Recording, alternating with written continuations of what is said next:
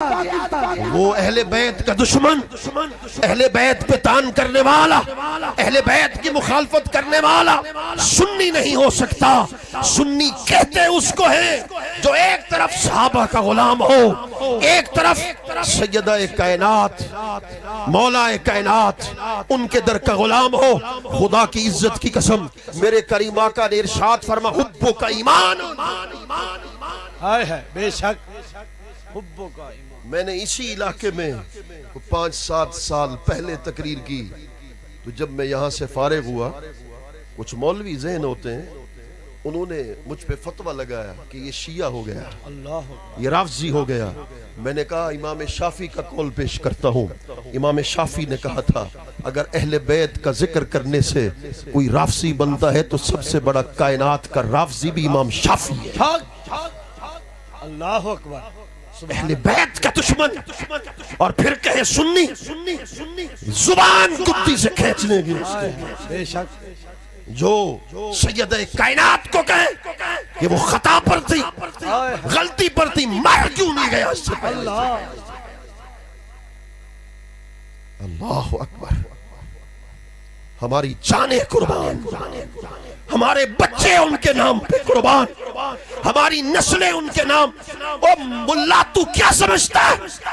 خدا کی عزت کی قسم کربلا کے ایک لمحے کی قربانی کا بدلہ نہ تیری نسلیں دے سکتی ہے نہ میری نسلیں۔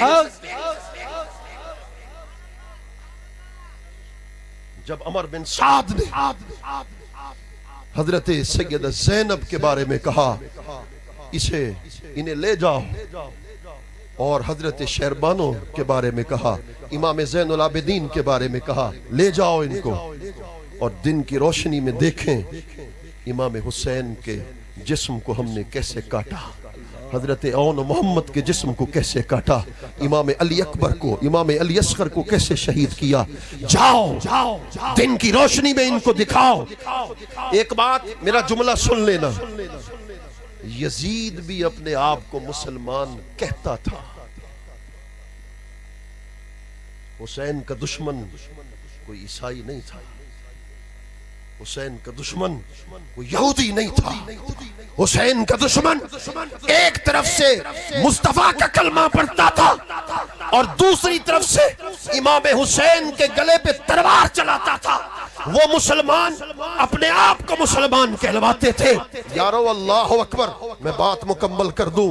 دن کی روشنی میں کربلا کے قریب لے گئے علی کی بیٹی کو، حضرت سیدہ کائنات کی شہزادی حضرت سیدہ زینب سلام اللہ علیہا کو، کہ دن کی روشنی میں دیکھیں امام حسین کا جسم کیسا ہے، حضرت علی اکبر کا، حضرت علی اصغر کا جسم کیسا ہے۔ خدا کی قسم اٹھا کے کہتا ہوں، راوی لکھتا ہے کہ علی کی بیٹی صبر کا پہاڑ تھی، 10 محرم الحرام کا وقت گزار چکی تھی، مگر جب یہ صبح کی روشنی میں امام حسین کے جسم کو دیکھا تو پھر مدینہ کی طرف منہ کر کے کہا یا محمدہ، نانا جان آپ کو واسطہ ہے سیدہ کائنات کا، میرے آقا ایک مرتبہ کربلا کے میدان میں آؤ، اس حسین کے جسم کو دیکھو کہ جن کے جسم کو سونگ کے کہتے تھے مجھے حسین کے جسم سے جنت کی خوشبو۔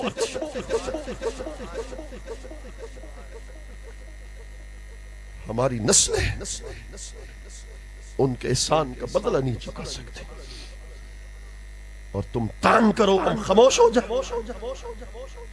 کافر کی زبان پہ تالے ہوں گے، منافق کی زبان پہ تالے ہوں گے، عاشق کی زبان پہ کبھی تالا نہیں لگ سکتا۔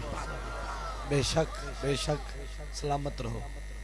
بس اسی بات پہ بات ختم کر رہا ہوں۔ سیدنا اویس قرنی، نعرہ تکبیر، نعرہ رسالت، نعرہ حیدری، نعرہ حیدری، جگر گوشہ سراج العارفین، مفتی اعظم پاکستان۔ یمنی غلام ہے، کرن کا رہنے والا ہے، ایک رات میں ساری رات رکوع میں گزارنے والا ہے، دوسری رات سجدے میں گزارنے والا ہے۔ کسی نے پوچھا لمبا قیام کیوں کرتے ہو ویسے قرنی؟ کہنے لگے خدا میری زندگی میں ایک ہی رات بنا دیتا، جی بھر کے اس کو سجدے کر لیتا۔ وہی اویس قرنی ہے جب بازار میں جاتے بچے تانا دیتے، مجنوں کہتے، دیوانہ کہتے، پتھر مارتے، روک کر کہتے پتھر نہ مارا کرو۔ ایک بچے نے کھڑے ہو کے کہا اویس قرنی دعویٰ عشق کرتے ہو پھر پتھروں سے ڈرتے ہو؟ کہا خدا کی قسم پتھروں سے نہیں ڈرتا، جس پتھر کی وجہ سے میرے جسم میں خون بہتا ہے، وضو ٹوٹتا ہے، میں دوبارہ وضو کرتا ہوں، کہیں اس کی پکڑ قیامت کے دن مجھ سے نہ ہو جائے کہ یہ کیا کرتا تھا۔ وہی اویس قرنی حضور کا دیدار کرنا چاہتا ہے اور ماں سے بار بار کہتا ہے مگر ماں اجازت نہیں دیتی۔ جب ماں اجازت نہیں دیتی تو ہر دن مدینہ کی طرف منہ کر کے حضور کو یاد کرتا ہے، اور شام کو رات جب ہوتی ہے ہر کوئی سو جاتا ہے، حضرت اویس قرنی قرن کی گلیوں میں جاتے ہیں، کسی ایک عاشق سے پوچھتے ہیں یا بندے سے پوچھتے ہیں جانتے ہو حضور کا چہرہ کیسا ہے، حضور کی آنکھیں کیسی ہیں، حضور کی زلفیں کیسی ہیں؟ ہاں ہاں تتی تھی جو گن چودھار پھراں، ہند سندھ پنجاب تے مار پھراں، سن بہر شہر بازار پھراں، مت یار ملم کہیں سبب، مت یار تم بھی اس لیے بیٹھے ہو۔ بے شک نعرہ رسالت، آپ بھی اس لیے بیٹھے ہیں، میں بھی اس لیے بیٹھا ہوں، حضور بھی اس لیے آئے ہیں، مت یار ملم کہیں سبب، مت یار۔ اللہ اکبر۔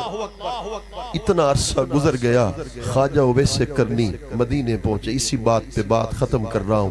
3 روایتیں ملتی ہیں اور تینوں ایسی روایتیں ہیں جو آپ کے سینے میں عشق کا بیج پیدا کر دیں گی۔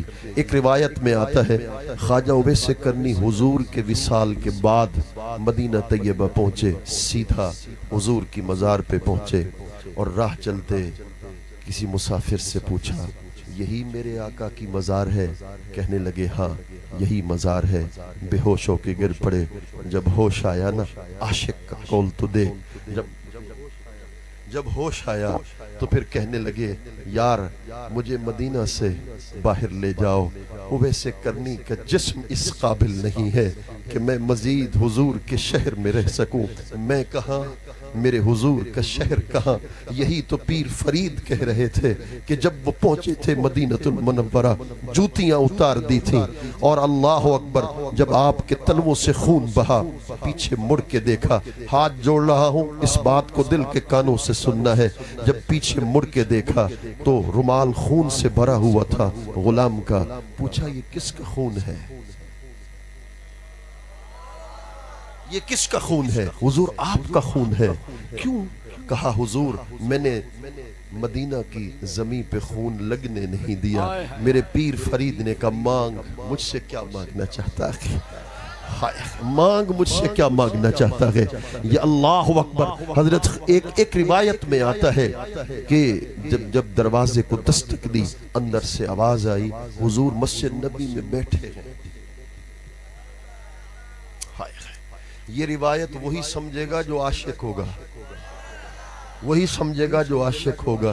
مسجد نبی میں بیٹھے ہیں تو چلے جاؤ دیدار کر لو۔ قدم بڑھایا تو دل میں خیال کیا اویس کس آنکھ سے حضور کو دیکھے گا؟ وہیں سے پیچھے مڑ گئے، دیدار نہ کر سکے۔ تیسری روایت، دروازے کو دستک دی، آواز آئی، 3 دن ہو گئے حضور مدینہ سے باہر تشریف لے گئے۔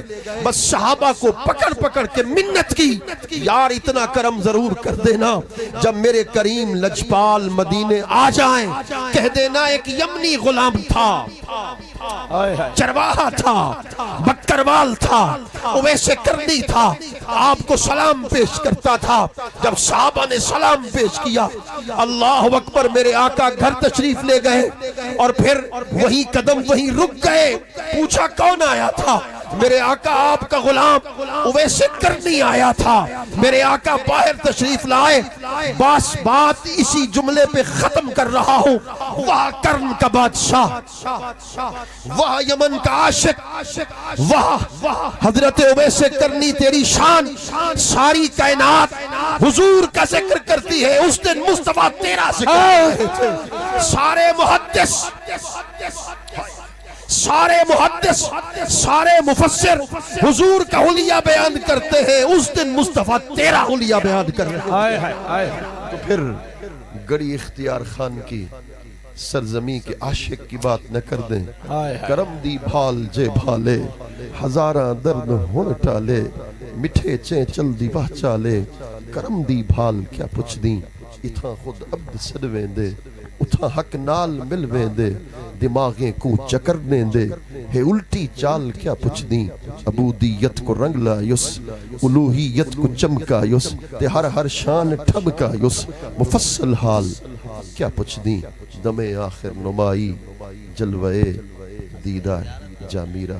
اسی نسبت کو قائم رکھو، حضور کی غلامی کی نسبت کو جب قائم رکھو، اس لیے کہ یہ وہ اس ہستی کے شہزادے ہیں جن پہ براہ راست رسول اللہ کا کرم ہے، میرے کریم آقا کا براہ راست کرم ہے، اس ہستی کے آپ شہزادے ہیں۔ اللہ کریم میرے حضور کے سایہ عاطفت تا دیر سلامت فرمائے، وما علینا الا البلاغ۔